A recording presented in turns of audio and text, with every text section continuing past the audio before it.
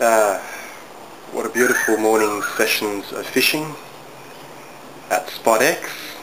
I'm not going to mention any locations, but gee, did this new spot take me by surprise.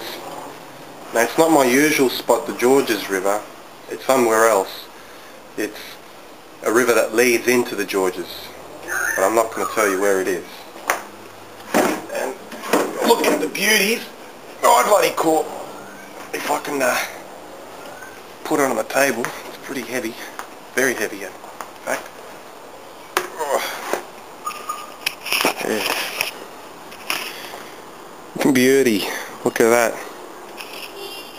Nice barbecue tonight.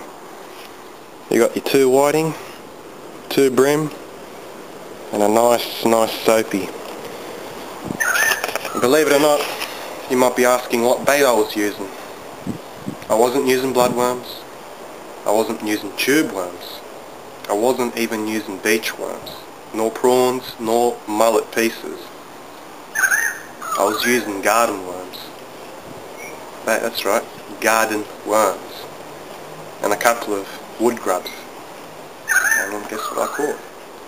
So I guess the unexpected is expected, really. Anyways, catch you later.